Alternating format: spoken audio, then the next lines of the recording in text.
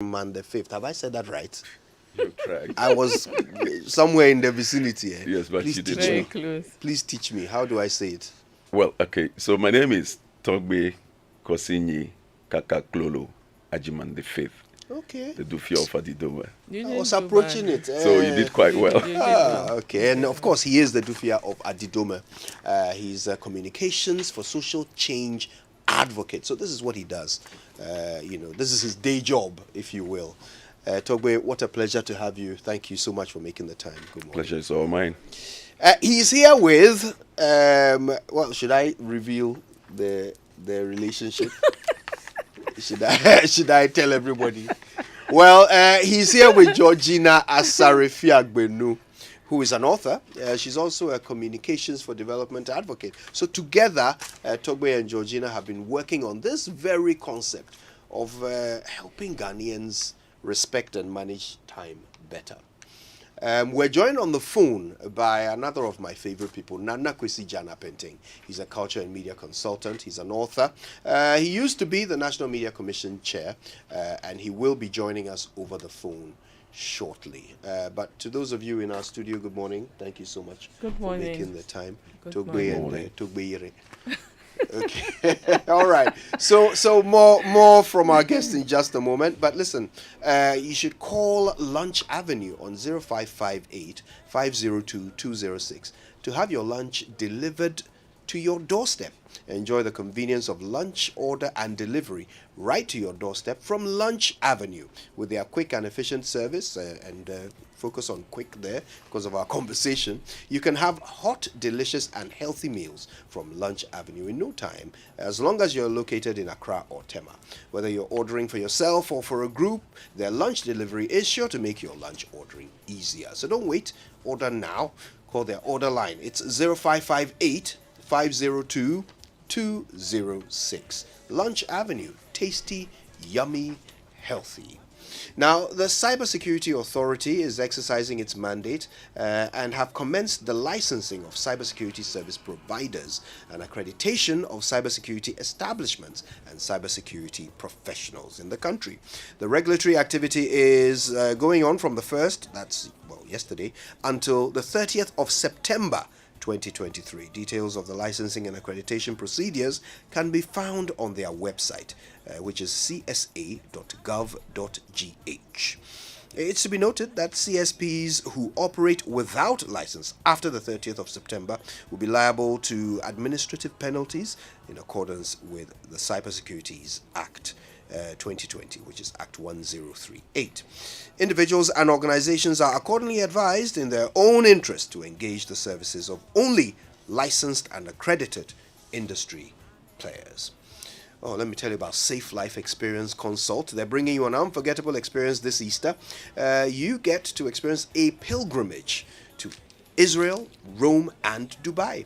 Visit Nazareth, Bethlehem, the Dead Sea, Wailing Wall, all in Israel, the 4 basilicas, the city of Assisi, and celebrate Easter Sunday with the Pope. Oh, I'd love that. Safe Life Experience Consult has various packages available to choose from. You could be going to Israel and Rome, Israel and Dubai, and Israel, Rome, and Dubai. All the packages are available. Dates for the trip 29th of March till the 16th of April 2023, and the costs start from $2,900. You can also join the Dubai trip this Easter for only $700. Give yourself, your parents, or a loved one this wonderful experience. Call Safe Life Experience Consult on 0550 400 444 or send a WhatsApp to 0277 556 033. You can find their office. It's at Asylum Down opposite Delta Security. Terms and conditions apply.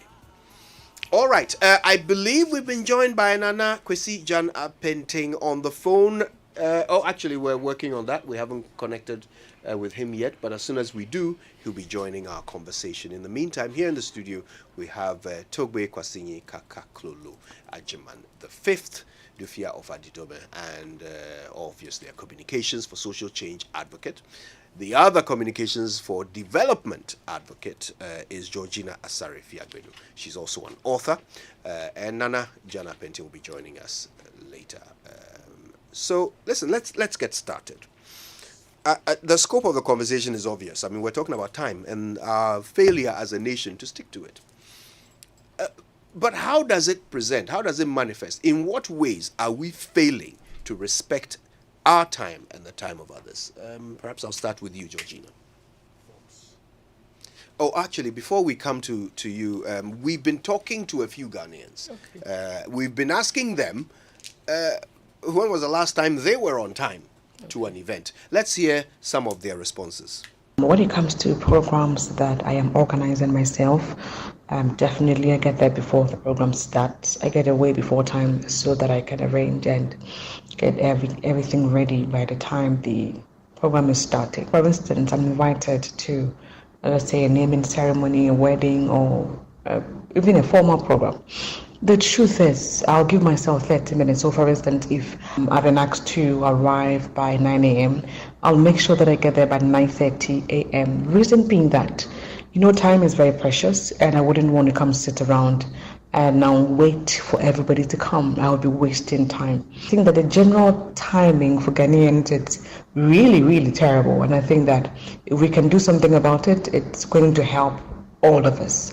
I arrived at an event way earlier on Monday. The event was supposed to start at 10, but I was there before 8:30. That is quite subjective because everybody and how they behave towards time. Some people are rather early to events, others are extremely late. We need to do better as a people. We need to be time conscious because it affects our productivity greatly. Last year, the time was 8 o'clock and I got there 7:15 because I needed to be there early to check everything that is going on, to get aware of everything that they are doing and have pre-knowledge before they start their program. So we Ghanaians, we don't follow time as well. Some of us, when they say the time is 8, we get here by 8:30 or 9. We are not punctual with our time and we are not consistent with our time.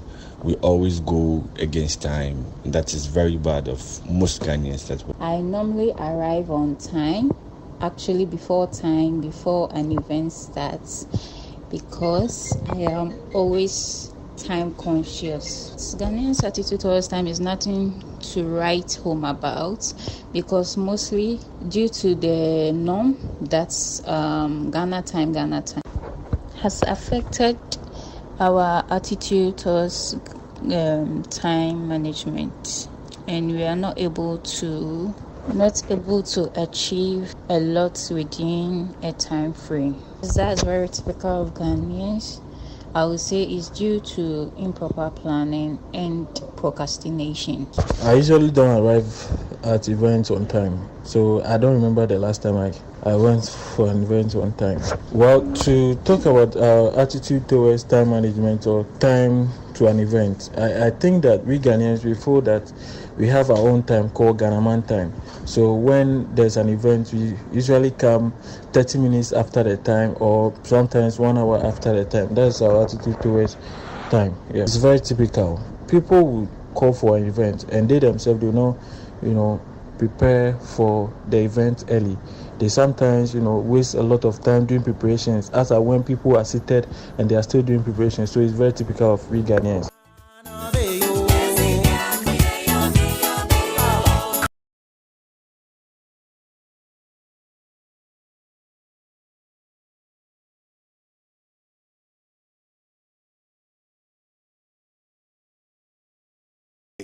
To what we've just heard.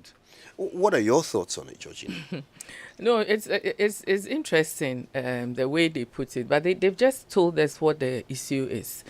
And I believe all of us, many of us can say that we are guilty as charged, because this is something that, affects all of us. We are all in it. And at one point or the other, we all feel to respond to time appropriately or to respect time.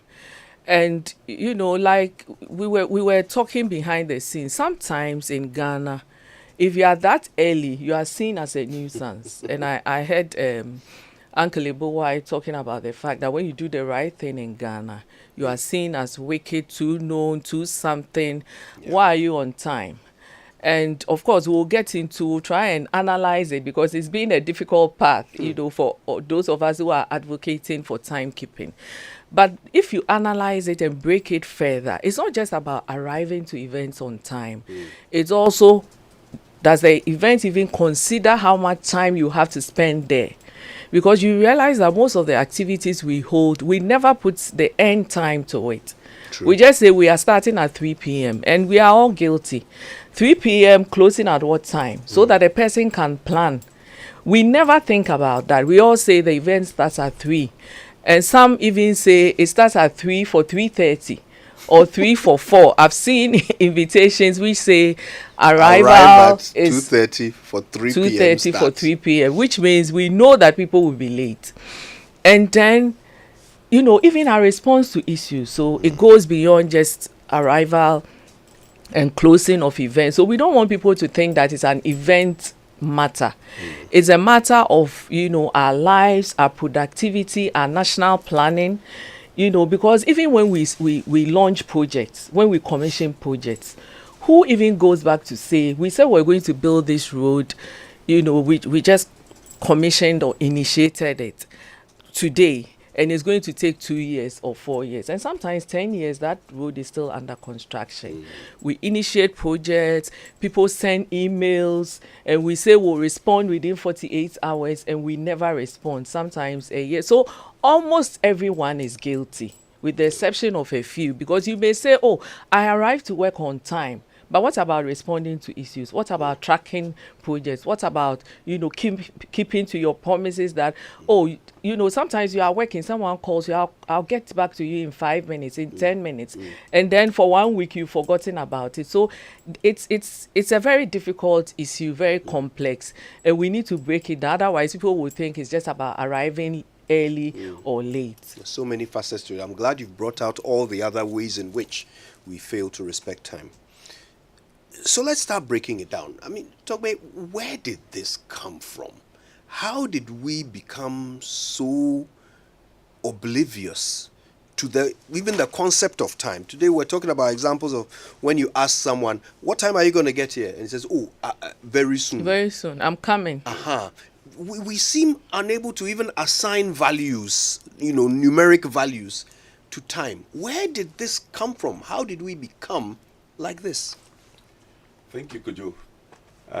That is a multi-million-dollar question.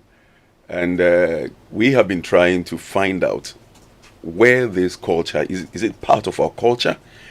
Is it in the DNA of the Ghanaian to be late all the time or not to respect time? So a few of us sat down. We saw that, we all knew, everybody knew that this was a big problem in Ghana. However, it does not look like anybody is interested in tackling it. So few of us, myself, Gina, and Nana Kwasi Appenteng, we sat down. Normally when we meet, we discuss a lot of issues, social issues, national issues, and the rest. And so we said, can we do something about this? Can we try finding out why this thing persists in Ghana, and how can we use what we know best, communications, advocacy, to try to change the attitudes. And so we started this. We launched it and then try to have some mini dialogue sessions to tease out the issue, so we can call it the diagnosis or something like that. So we tried, so far we've had sessions trying to ask the question, where is this coming from? Is it from our culture? So we brought in a sociologist.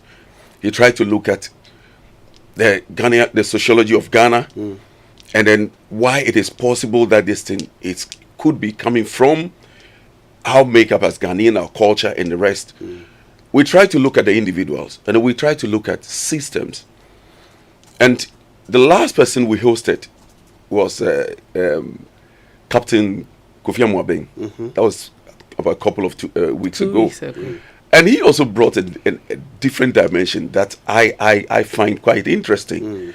And he was like, okay, so pre-independence, Ghana was largely not modern. We didn't have any systems. We were largely agrarians and then people that were peasant farmers, and we had the whole space to ourselves. And if we periodically people gather in the open space, with our traditional settings, and then maybe have meetings. They can play the drum and do anything all day long because they have all the time and the space for themselves. Pre-colonialism. So that was an angle he brought to the issue that I find quite interesting, also with my sociology background. So the questions are still being asked, but the answers we've gotten so far shows that it is definitely not in the DNA of the Ghanaian, because the Ghanaian lives here, goes abroad, and he, appreciate what time means. Yeah. They're never late to work. They know where to catch the bus to get to work. And why is it so? And I think you would agree with me largely that if you travel from outside, perhaps from Europe, and you go to Ghana, the moment you get to Kotoka, you realize that it's like you've just moved from a fast world into a slow-paced world. So something must be done. So the other people also, from our diagnosis, other people also mentioned systems. In areas where time is being respected, systems are in place. Yeah. Gina spoke about all of us are guilty, which I agree. But can you imagine that you desire to respect time, work on time, do everything on time, and you go to maybe chase a document somewhere and the system slows you down. You understand? So we are trying to look at it holistically. So after we have try to answer the questions, then we see we will probably have a national discussion and see how we can chart our path. Can't wait for that. Nana John Appenteng is on the line. Nana, good morning to you. Good morning, Kojo. Long time. How are you? It's been a very long time, Nana. I'm very well, and I'm glad to hear your voice this morning. Great. Nana, we are trying to understand why. And Togbe raises a very interesting point here, that, maybe the thing was lacking in our DNA to begin with, just because before, colonialism, we had a system that wasn't really reliant on specificity of time. Things happened either in the morning, in the afternoon, or in the evening. There wasn't that specificity. But we did have colonialism. People came from other parts of the world, brought technology, they brought, timekeeping. And in fact, until independence, our society was run as a British colony. Yeah. So you can imagine that things happened according to time. How did we sink back or deteriorate again into this laissez-faire attitude towards time? Well, thank you, Kudu. I think my friends in the studio have broken this down. But let's look at a couple of the examples given by Togbe in order to understand this. So, for example, he says that when we travel abroad, then the individual Ghanaian conforms to the time pattern he or she finds himself, herself, they find themselves in. And he cites one interesting example. They know where to catch the bus and when to catch it. Yes. So if you have no bus to catch or no timetable for public transport, you have no obligation within yourself to do anything with public transport on time. So what it means is that we have not evolved our systems and processes to catch up with the modern living that is required for these times. So let me explain this. Time was calibrated differently. It is true. Thousands of years, the African time, it didn't mean there was no timekeeping, but it was differently calibrated. And as you said, it could be we'll meet in the morning, afternoon. But people did things on time. They knew when to go to the farm. Nobody would wait until, the sun was blazing to go to the farm. They knew when to go to the farm, when to come back, when to prepare lunch, when to go. So time was there, and they did it accordingly. And our systems worked so well for what we needed to do then. So much so that, let me give you an example that, for example, if a big chief dies today, even today, the people involved in the funeral will be in their thousands. Nobody has a script, but they know exactly what to do. So these things are passed down. But then we have a system that was brought in by the colonial rule, which was different from our original. And somehow we've never deliberately, worked to marry the two in a way that is convenient. So the same Ghanaian abroad who will go to work on time, when it comes to going to a Ghanaian funeral, and I've experienced this so many times in the UK where I live, the same Ghanaian who would be on time to work, if it was a Ghanaian event, they will still be late. Yeah. Because we expect everyone else to be late.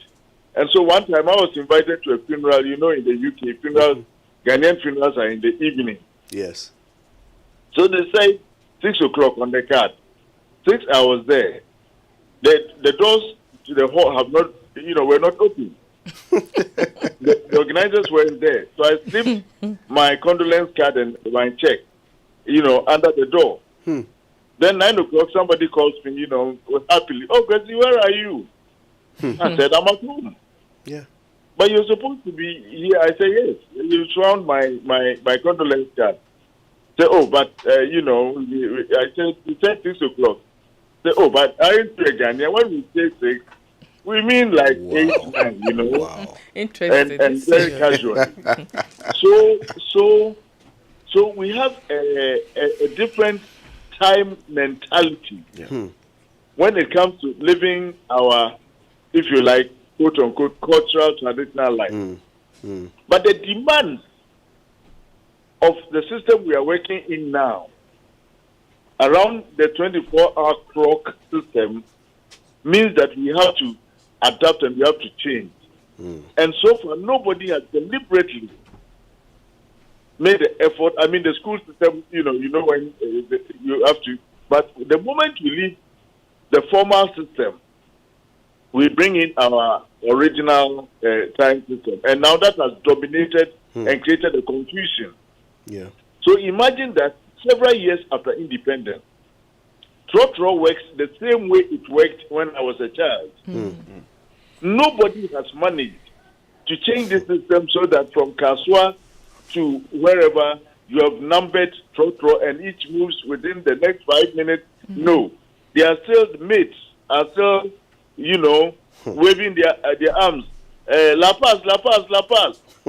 and my so everybody wants to get down when they want to get. I mean, it's a total mess. And this cannot be resolved just by appealing to people. We really need to have a conversation, a serious one about this.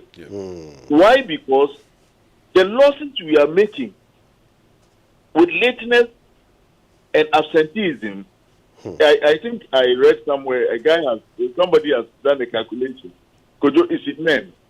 The psychological trauma, you arrive at a place, you are given the time, 10 o'clock, you arrive, and the organizers. And then above all, now lateness is also tied to VIPism. So the more VIP you are, the later you arrive. Yeah. And so this has seeped into the consciousness that if I'm a big person, then I don't arrive early. And because we are all big persons, then nobody arrives early. It's a mess. Wow. If you just joined us, we're talking about GMT, Ghana Man Time. Why it appears that as Ghanaians, we just do not understand the concept of time. We cannot apply it to anything we do. We live in a society of chaos, which does not understand punctuality and the value of time. That's what I want us to talk about next with our three guests, Togbe, Kwasinyi, Kakaklolo. I'll keep practicing. You can just say Togbe Agyeman. Togbe Agyeman the fifth. Thank you. I'll take that. Let me save you. I'll take that easy way out. I appreciate it. He is the Dufia of Aditobe, and he's a communications for social change advocate. He's here with Georgina, Asare, Fiagbenu, author and communications for development advocate. Nana Jan Appenteng joins us over the phone, and that's the name you recognize because he used to be the National Media Commission chair. He's a culture and media consultant and an author, rather prolific one at that. So listen, we're going to take some messages from our partners. When we come back, we're going to assess the cost. How much is it costing us? What are we doing to ourselves with our failure to stick to time? That's after these messages. Do you need money to start a business? Do you need money to expand your business? Are you a government or private sector worker in need of money to sort out emergencies? Do you need working capital loan, or do you need an emergency loan? Quick Credit will loan you money so you can repay in flexible terms. It's collateral-free loan with no susu, savings, account opening or deposit wahala. You just need to be a Ghanaian with your Ghana card. Quick Credit covers all forms of loan, and so you have no excuse not to work this year and beyond. Call Quick Credit on 030-2200-390 or 059-6920-833. Take note, we do not give loans via the internet. Beware of scammers. We are regulated and licensed by Bank of Ghana. Terms and conditions applied. Quick Credit. Lending made simple. Keys. What could be simpler than a key? Who doesn't have a key? A car key, an office key, a drawer key. But there's one key that rules them all. The house key. The key to a place we call home. The key to the home where everything comes together. The key to a home that is our own. A home where we make life happen with our families and loved ones. Adoha has been working hard for over 30 years to make home ownership within reach for many. Say yes to property with Adoha. Your dream home is one call away. Your dream home is a few clicks away. Visit our Accra project, The Place, by calling 030-2789-757. Just when you thought you've seen it all and done it all, guess what the next big one is? Adansi Travels, the 2022 GTA Best Tour Operator in Ghana, in partnership with your cruise people, brings you the most exciting cruise to happen in a lifetime to Greece, Turkey, Italy, and Spain.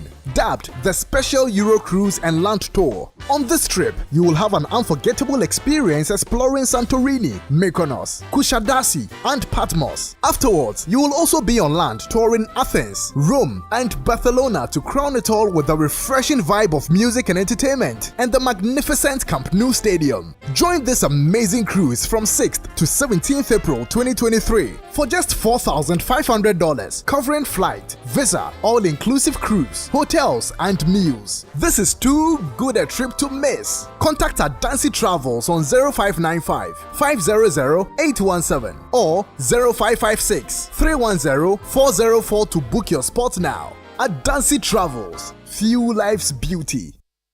1xBet. Easy betting, easy winnings. 1xBet, the most reliable service to make deposits easily with high odds and numerous bonuses on the spot. Register now at 1xBet.com.gh. Use promo code BESTODDSGH to get 300% bonus up to 3,445 Ghana cedis on your first deposit. Easy to use, easy to have a chance to win. 1xBet, reliable bookmaker. Gambling can be addictive. Bet responsibly. Not for person under 18 years. This advertisement has been vetted and approved by the Gaming Commission.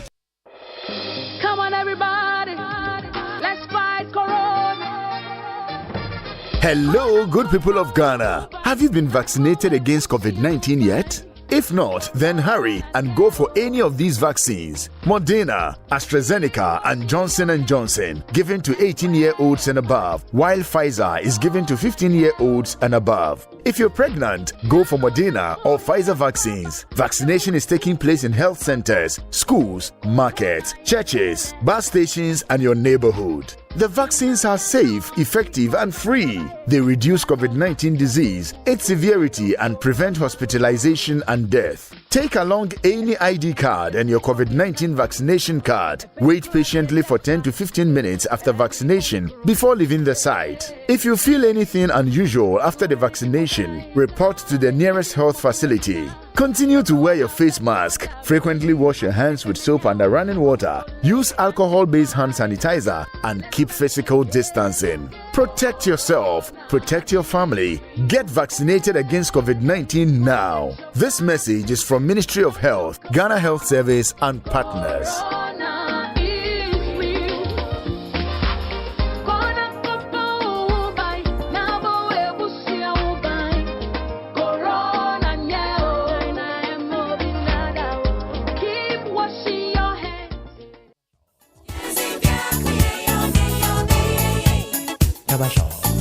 Coffee in your cup. Enjoy on the set.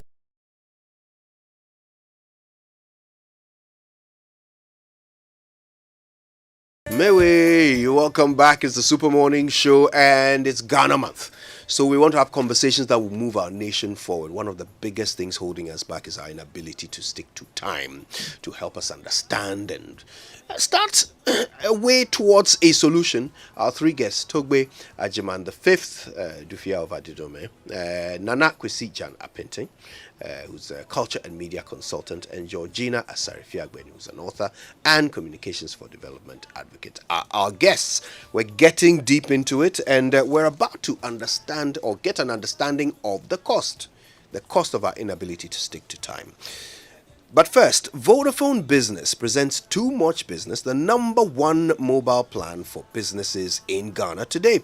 With Vodafone Too Much Business, you have the best mobile plan on the market that gives your business the best value.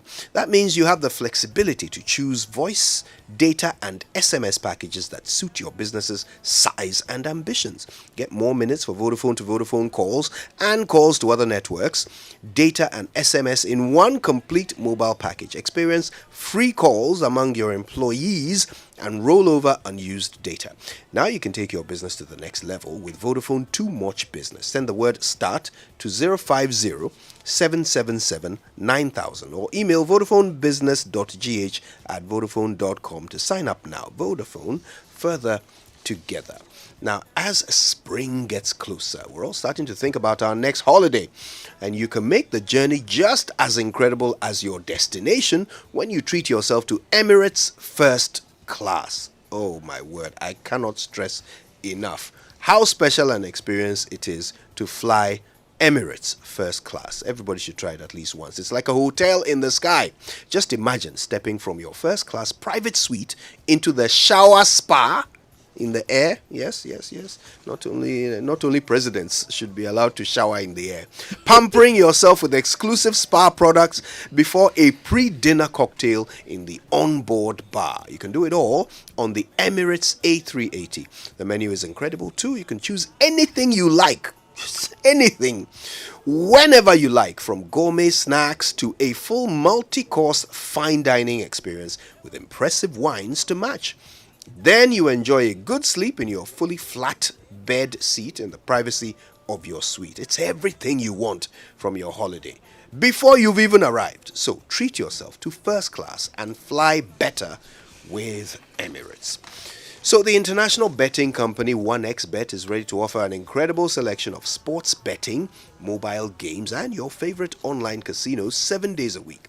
1xBet collects over 1,000 celebrity sports matches for you so that you just have to try your luck. The first deposit of new players will be increased by 3.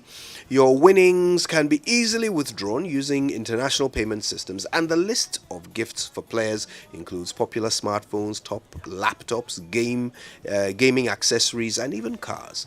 Become the master of your own destiny with 1xBet. 1xBet, your reliable bookmaker. All right, it's 6 minutes to 9, which means we're still on time right here on the Super Morning Show, and we're talking about Ghana Man time. We've heard the many ways in which we fail to respect our own time and the time of others.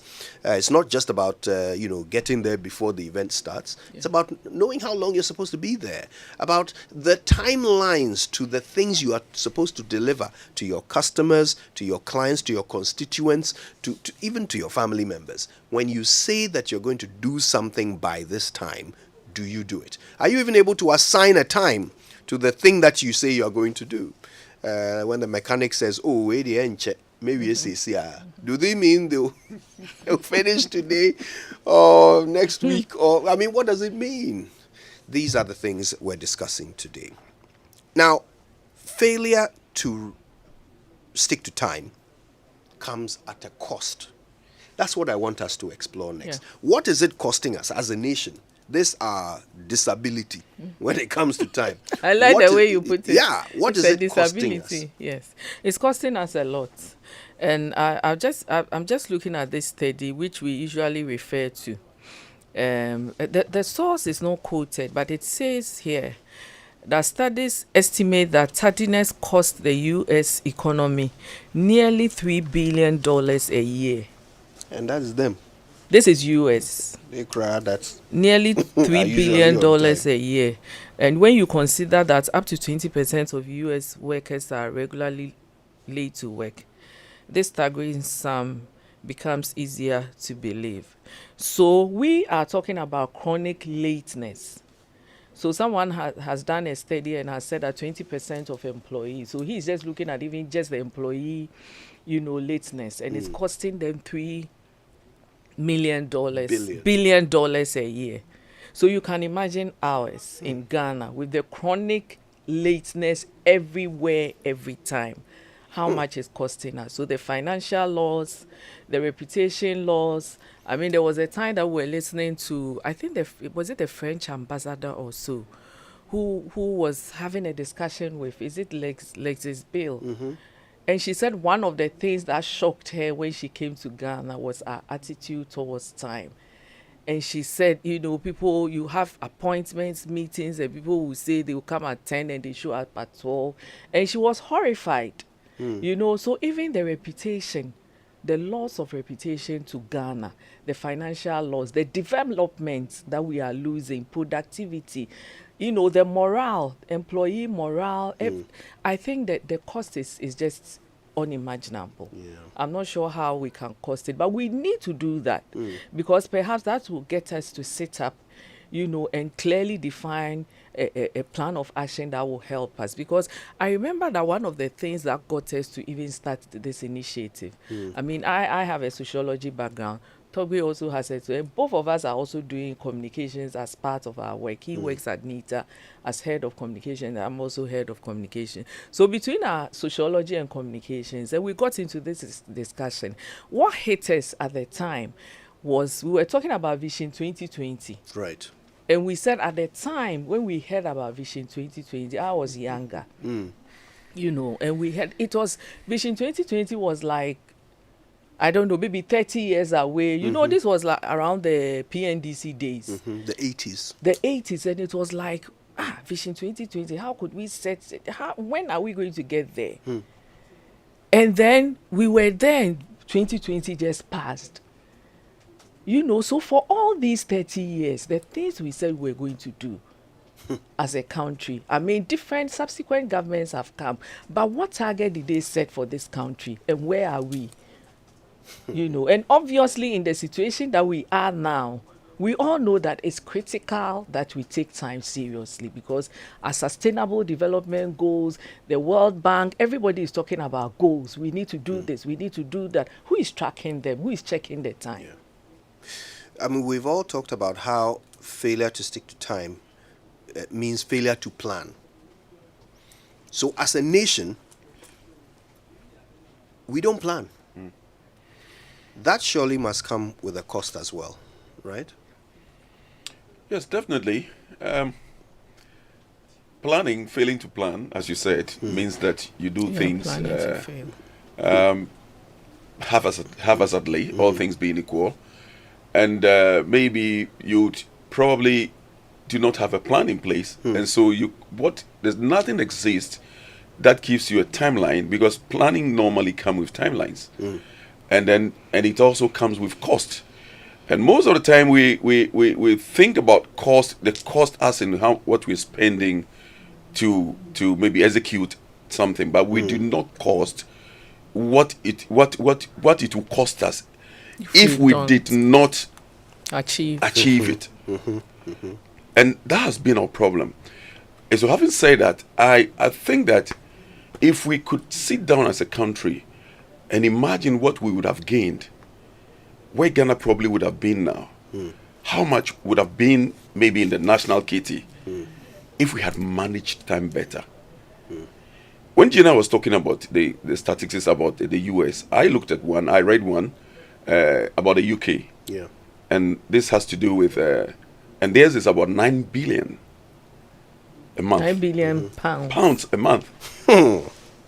9 billion pounds a month. Jeez. And this is a country you and I know, I believe you've lived there, and you and I know how serious they don't joke with timekeeping. Everything seemed to be on time. And yet you could have that much, quantify that much as a loss. And I saw another article, something written on Ghana as well, and it quotes the region of 50 billion cities, 15 billion Ghanaian cities. Is it monthly or? That's monthly. He says monthly, but I don't know how scientific this is. So, but of course if we can look at, I mean, what we're talking about, referring to the US and the UK, quantify, giving such values as what they're losing, then you can only imagine what Ghana would have gained if we had managed ourselves, plan well, manage our time better. For instance, Kojo, we live along the Insawam Road. The amount of time we spent in traffic, I estimated that daily, together with all my daily rounds and everything, I spend about 5 hours driving. And this is just about a 30-kilometer journey to my office, which under normal circumstances, if I came to an event in Accra town, let's say from maybe the National Theatre or Conference Center, and I'm traveling back home, let's say at midnight, I make it in less than 30 minutes, most of the time. So if we are talking about time, we should also be talking about other things that affect us or that impact the reason why we're not able to keep time. So our road networks. Our road network is one of them. Our road is quite terrible. And you can imagine the cost to my pocket, the fuel. And in this heat, you probably have to use the AC.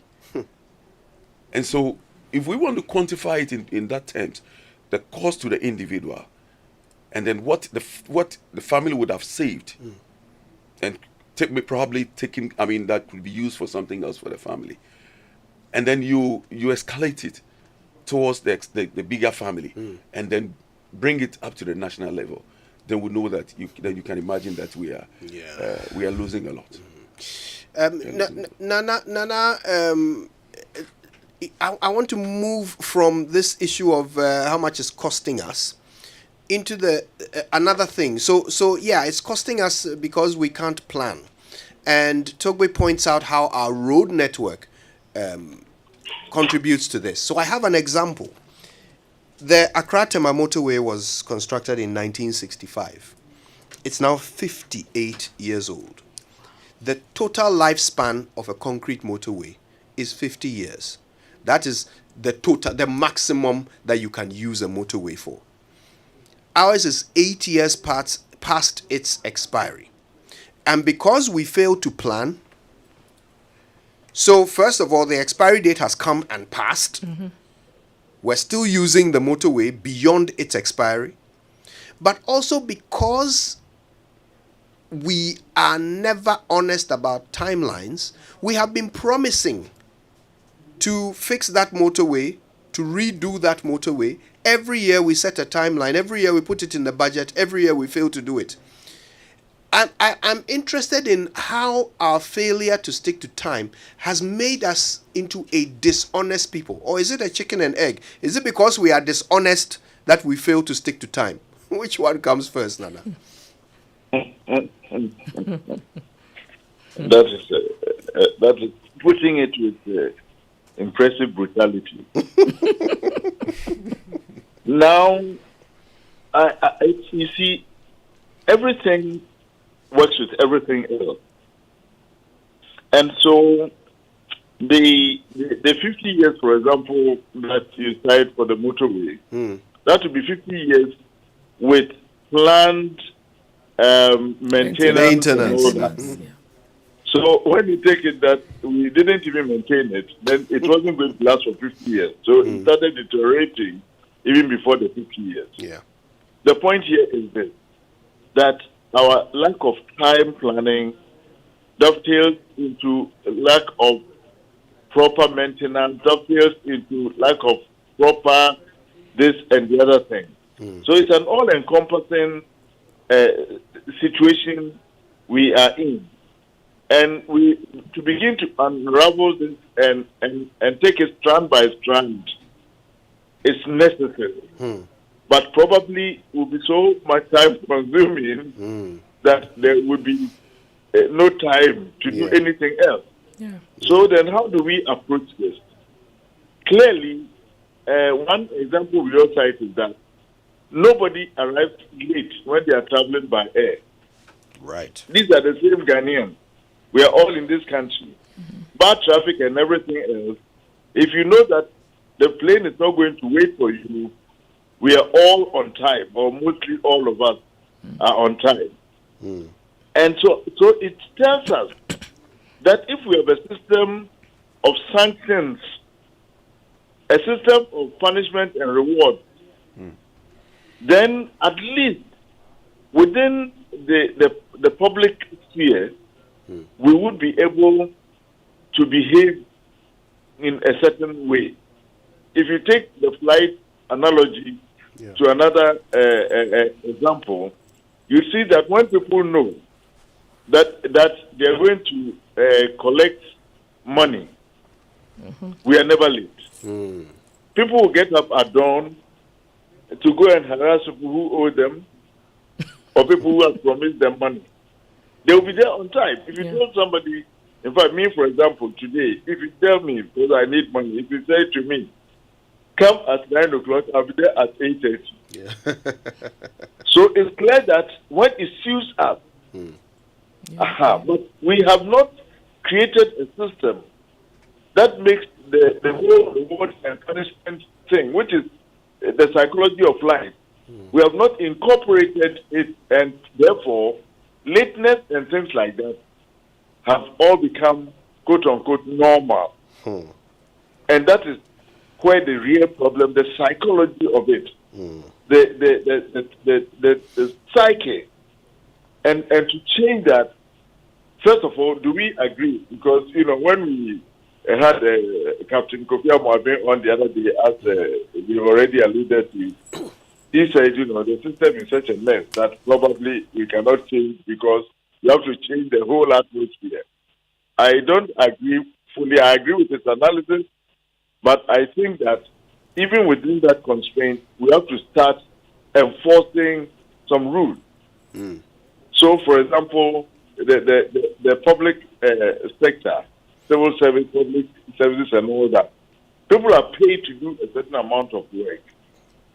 When they do not turn up at all or turn up late, it means they are shortchanging the taxpayer or whoever is paying them. And if we were to begin to extract some kind of sanction for lateness and all that, and this became public in what in our program we are calling naming and shaming, that, for example, if we encourage each other to put on, social media. I attended this meeting. That minister was supposed to come at 10. She came at 1 o'clock. And if repeatedly we would do this, at least we'll begin in some small but significant way to create a new mindset. Because at the moment, it is totally absent. And yet, when it suits us, we can be on time. That means the more we can create the conditions so that being on time will be beneficial to us collectively and individually, then we'll begin to take some steps.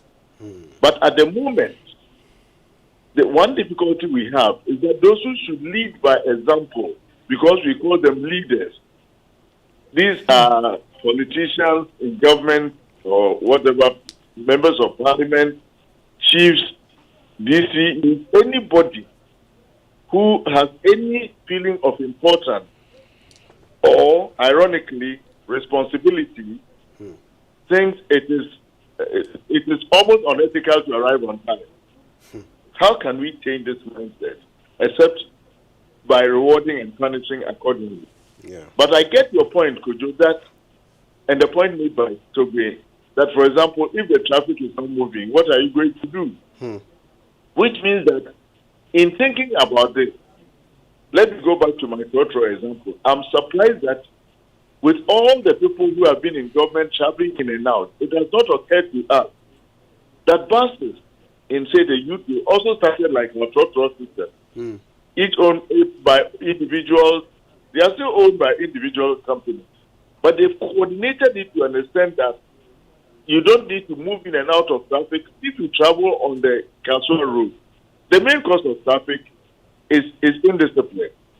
It's just Trotro drivers thinking that, they must move. They'll move 50 meters just to pick one passenger. Yeah. And let me take a bit of just small time to give you an example.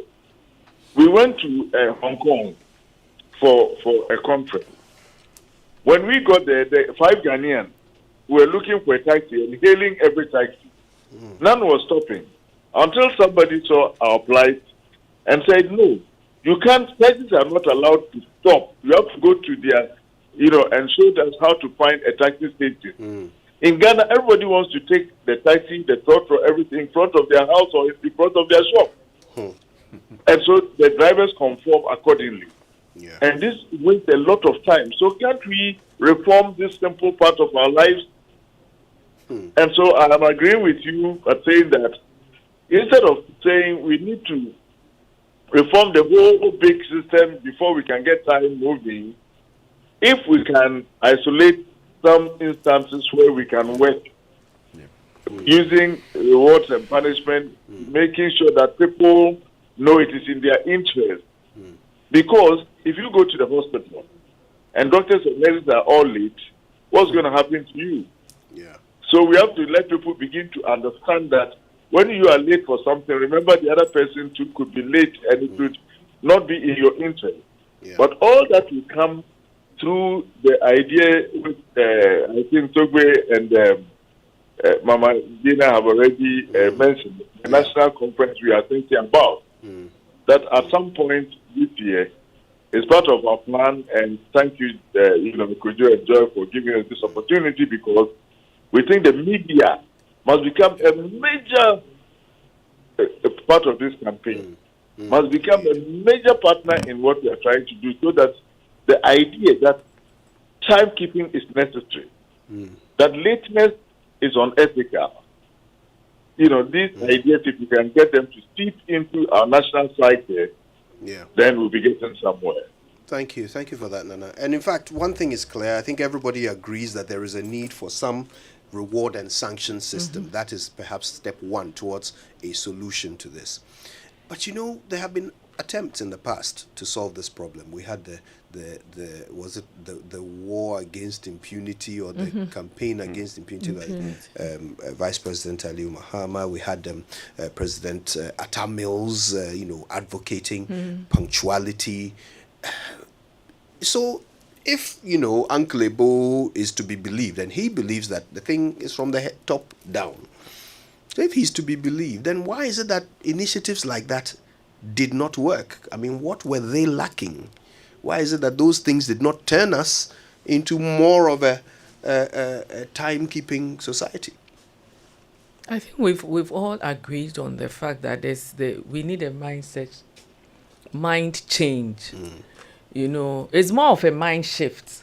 I think that these initiatives were launched, if you ask me, like the typical political promises we see. People feel there's a problem, and leaders, genuinely see that there's a problem. They haven't thought through, but they feel that something must be done, and then they just go out and promise, let's launch this, let's do this. And everybody is excited. Within 3 days, it fizzles out. Why? Because there's no plan to it. Because if there's plan, you will assign resources and you assign timelines. For all these campaigns that you've spoken about, we never saw the plan. So we've launched the campaign against indiscipline, the campaign promoting a clean environment. We started cleaning our streets, getting things out of gutters in markets and all that. Then we set up a ministry of sanitation. But what's the plan? What's the bigger plan? Where are the timelines? What are we supposed to achieve? How do we know that? So all we know is that once a month we're supposed to come out and clean gutters. That's it. Yeah. But if people don't have that mind shift and they don't know where they are going, because there's no certainty about what we want to achieve, then everybody just gets carried away at the initial stages. We all go back into our daily lives. So I think that decision has to be made. And that is why, we started gradually. And at the time we even launched this, Kojo, we were thinking very big. we thought about partnering with the National Development Planning Commission at the time. And when we launched with the Director General of the National Development Planning Commission. It's because of the change in, leaderships. So it stalled the project. And then our own timekeeping also suffered from the same thing. We went on hibernation. Of course, this is not our day job. It's an advocacy. I mean, like we said, we have a sociology background. We are thinking about society, and we have communications, and we think we can, use communications to change it. But recently, the benefits of a virtual society, a digital society, got us to think that, whilst waiting for this big change, why don't we start our conversations? Which is why we started the mini dialogues, so that we can start. And I'm saying that it may not be a big change, but it's making some small impact. Because, even for us ourselves, people say, are you good timekeepers? And we say the reason why we are doing this is because we want to be better. We want to be better because now, wherever we are going, we were here at 7:20. We woke up at 4:30 because we live in Sawe. We had to drop our daughter in school. We said, can you imagine that we are coming here to talk about time and we show up late? So by 7:20, because we know that, where we live is, we are coming from far away, as someone would say. And there's road construction every time. Those of us living close to Insawe, we are suffering twice because we've gone through this interchange. It was like 3 to 4 years of road construction, and we all thought, oh, hooray, we are happy, we are settled, the interchange is done. But did we think through the fact that people would, before you get to Insawe, there's life before the interchange and life afterwards. So we started again doing the construction, and we are going through the traffic again. So I think there has to be a planning to something, which is why we want to do the national timekeeping dialogue. I'm sure Togbe will talk about it later. Yes, just we'll talk a bit about that at the end of our conversation. In 2 minutes, I'm going to open the phone lines because I want to hear from you as well. But just before that, there's something on my mind. Togbe, is it that... Okay, let me give the example first. So in my message from the Morning Man today, I talked about the VGMAs of 2016. VGMAs are notoriously late. I remember. Notoriously late. They sometimes start 4-5 hours after the start time. And it goes on to 2-3 a.m. sometimes. But in 2016, they started on time, finished on time. Now, I remember when I was invited to present an award. The person who called me, this is before the event, called me and asked if I would do it. And I said, look, I don't want to come and sit there for 4 hours waiting to just go up on stage to do a 30-second job. You can't take 4 hours of my time to do a 30. So if that's what you're going to do, then I have to decline. And the gentleman said, oh, as for this year, we will start. Don't worry. We'll start on time because MTV is coming to film. Wow. And they are going to broadcast it live. Wow. So we have to start on time. My question is this. Even in our disability, are there some people whose time we respect more than others? Yeah. People turn up for Uncle Ebo's plays on time. They are not going there for money. There's no incentive. There's no reward. Well, of course, there's a reward. You are going for a good play. But they turn up on time because he has a reputation for sticking to time. Yeah. Like MTV has a reputation for sticking to time. Yeah. Does that make a difference sometimes in our ability to keep time? Nana is on the line. I was also very eager to come in. Nana, it's all yours. Just one thing. Yes. They put Uncle Ebo's plays on time because they are rewarded with the play. If they go late, they are going to miss the play. So it's not only because they respect him, because he respects time. Still, the punishment and reward system is at work here. If you don't go on time, you pay You money, missed the beginning, and even you paid probably in advance, and then you arrive and half the play is gone.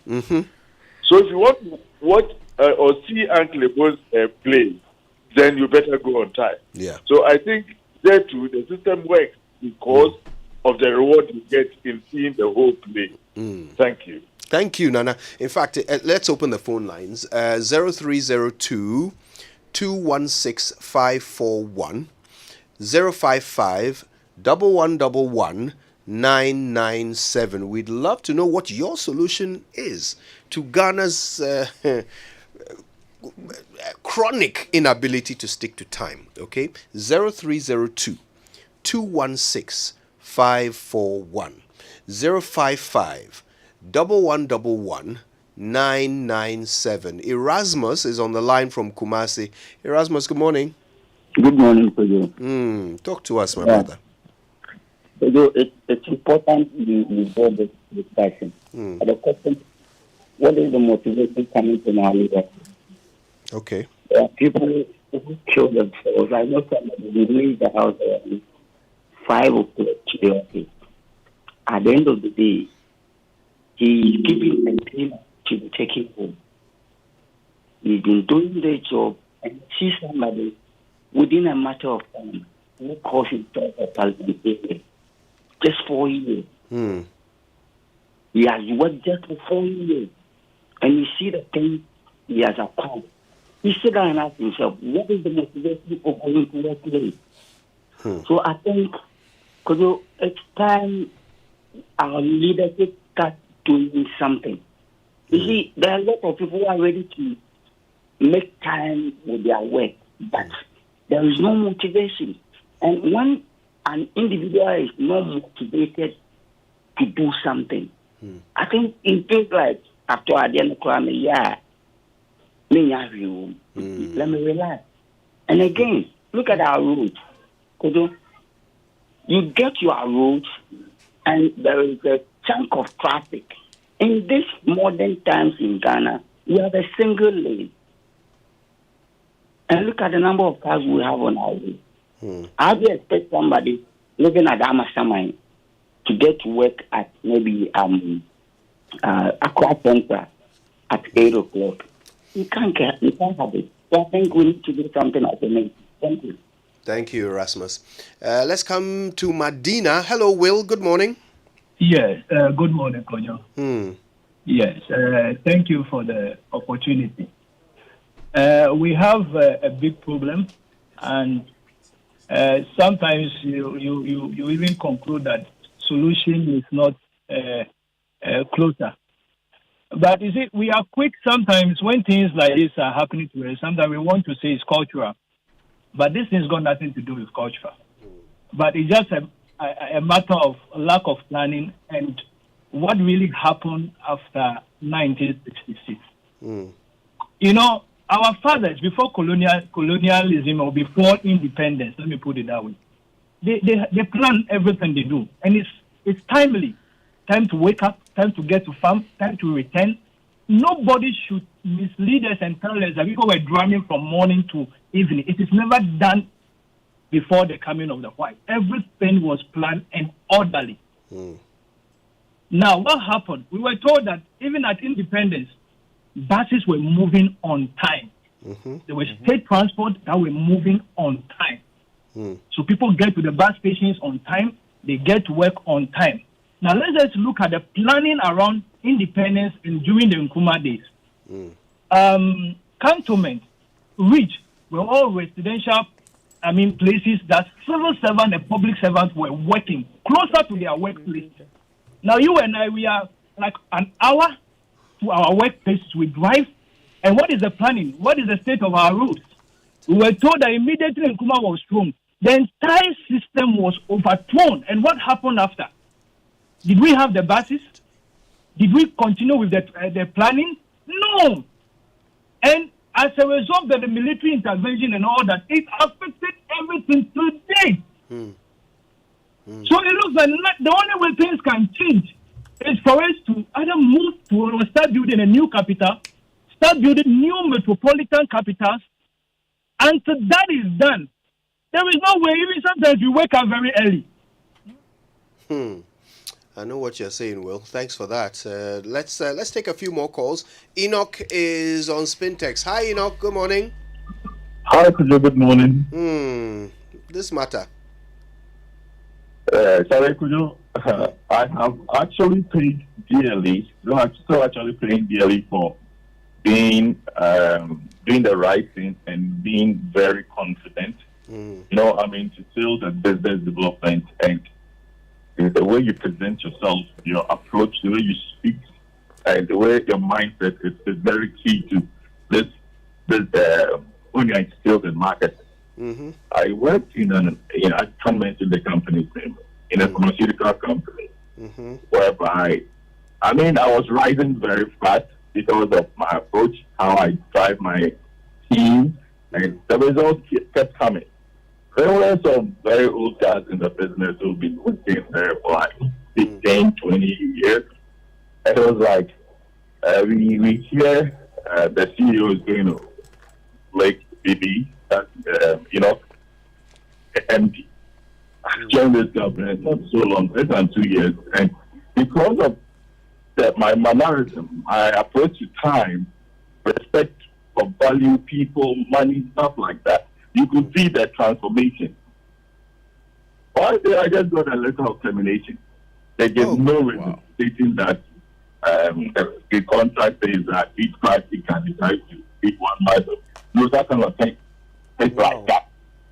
So, it's a long story. I'm just trying to say that when you are in an environment where there is more, let's say like mediocrity, or they do not appreciate great mind, strong mind, some of these things can happen to you. And as I speak to you, though I'm working, but I'm working at a place where I take 4 times less what I was taking. Wow. Being at the top management level, it's so extremely difficult to get another job. And it has really, really affected myself, my family, reputation, dignity, so much so that it is. So when Uncle was coming out, I could actually relate. Has affected our attitude. Hello? It does not just affect just one person. It goes to affect the society so much in so many ways that I decided to try as much as possible to call and share this story. Thank you for sharing. Yeah, sometimes when you stick to principles, that's when you actually get penalized. What a strange society we have. Joseph is in Tema. Joseph, good morning. Yeah, good morning, Uncle Joe. How are you doing? Not bad at all, Joseph. Oh, okay. I'm also very well. I think it's a very serious topic that you are discussing. And I think the issue is there should be punishment and there should be reward. One thing is, we don't take time seriously. That's why we are underdeveloped. When we say time is money, I need to finish this meeting within a particular time. Go and finish another meeting somewhere.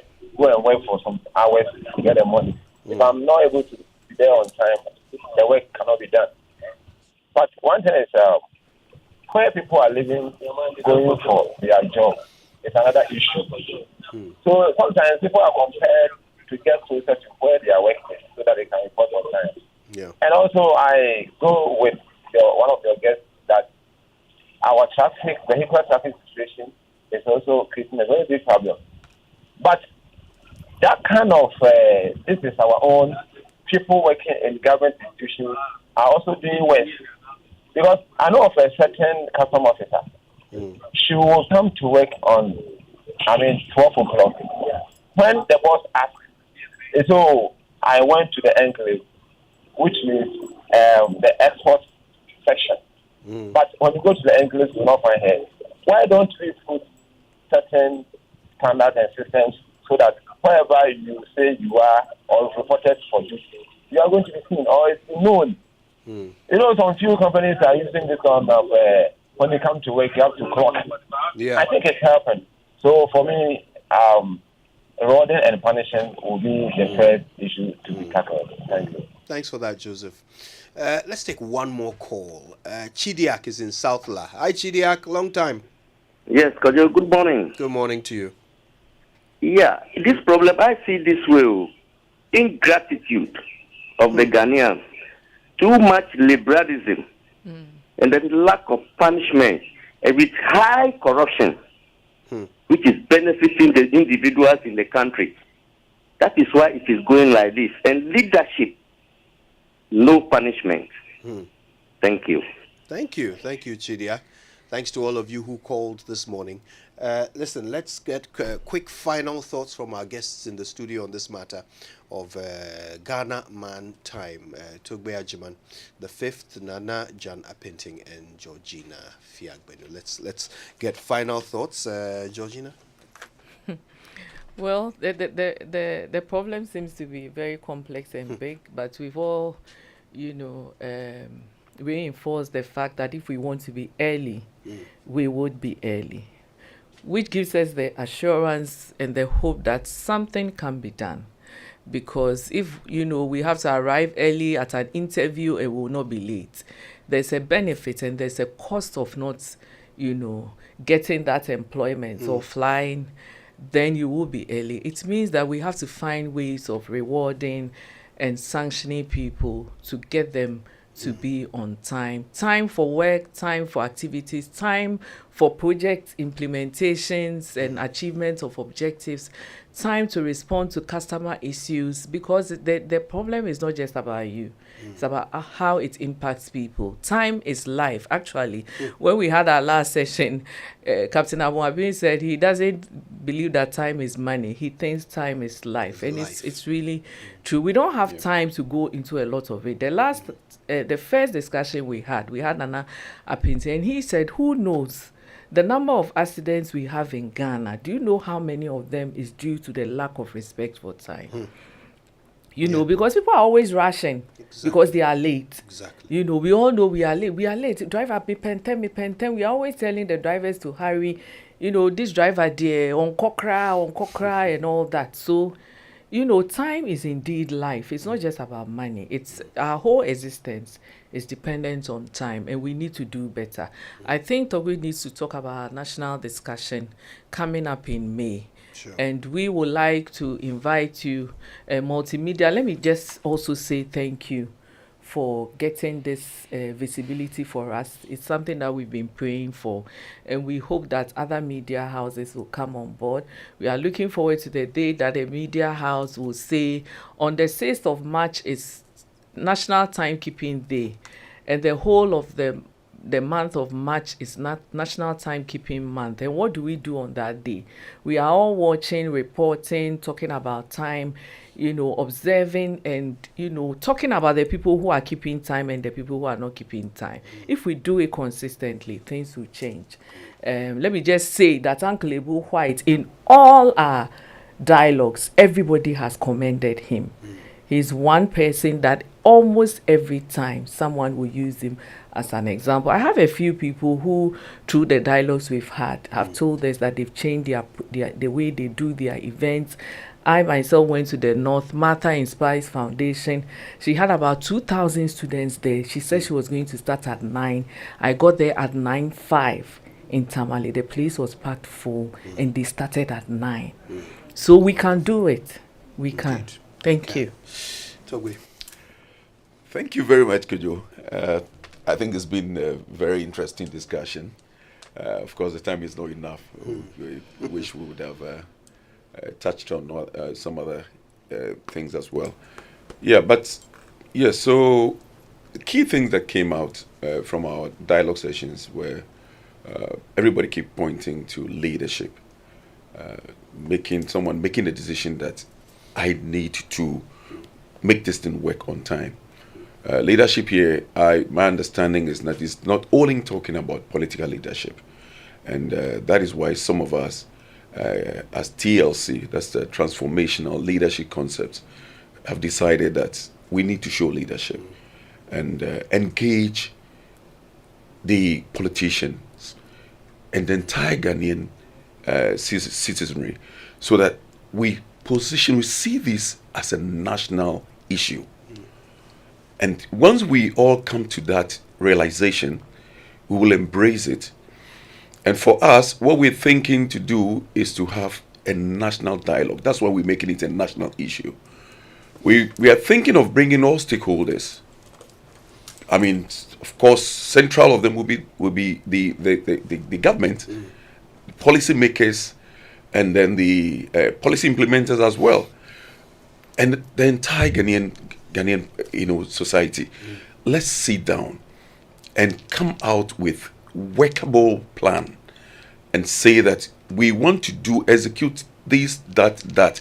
If it is necessary to legislate, to bring a legislation to make sure that this thing works, insofar as we know that these can help us, I mean, in terms of our resources and help us financially, I mean, we should embrace it. And after we've had the dialogue, we've had the national discussion, we will come out with another phase where we'll be doing campaign.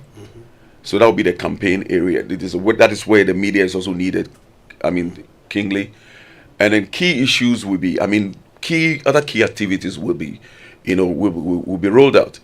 So naming and shaming is one of them, as I've said. And we need ambassadors, we need people on board who would, anytime they mount platforms, in events, at events, be it national or maybe private events and the rest, people should be talking about it. Can we also find a way of, we know that our school systems already has, this, anytime you come to school too late, you are punished. But can we advance the discussion even in our school as well? So that we can train the younger ones, make sure we inculcate this in them, and so that as they grow, they look at time as life. And so to run up, we just want to say that we're inviting everybody. We want everybody. We want to make this as a movement. Ghanaians coming together to form this movement to transform this. On that note, I think it wouldn't be nice on my part to be on Joy without paying homage to my people back home. I'd like to tell my people, people of Adidome, my Council of Elders, and the lovely people of Adidome, I'd like to say good morning to all of them, and that I wish them all a very happy Ghana month. Indeed. Thank you. And I thank them for listening. It's Ghana month. How can he greet his people in English? You speak the language. Okay. So yes, please, Togbe. I think Sami has pointed out a flaw. It's Ghana month, so we want to hear you greet your people in your language. All right, that's not a problem at all. Yo, ndene mikatan lo ovinya Adidome to play voltage in katan madugbe na masiama ma wo yirane no masiama ji madi jinu ye ma migala ojogbanyu na masiama. Happy Ghana month Let me get down low. Akpe. All right, so Nana Jan Appenteng is our final. Have we lost Nana? Okay, I think we've lost our connection to Nana. But I want to thank all of our guests for contributing to this important topic. I made so many notes while we were having this conversation. I noticed something. A lot of our callers called on leadership to solve certain problems in order for everyone else to be punctual. I just want to suggest, as we wrap up, that we ultimately hold the responsibility for being on time. Yeah. We know all the limitations that are around us. We know how bad our roads are. We know how much our government offices delay. We know how much other people affect our ability to be punctual. It's still our responsibility in the end to overcome those obstacles. All right? If you know you have a bad road, then you should know what time you must wake up in order to get to work on time. If you know there's traffic, you should know what time you must set off in order to arrive on time. If government fixes your bad road, all it will do is give you a little extra time to sleep. It is not fixing the bad road that will then suddenly make you a punctual person. You must make a decision to overcome whatever obstacle to get there on time. In the end, it's up to you. Let's think about that. Thank you all so much for listening.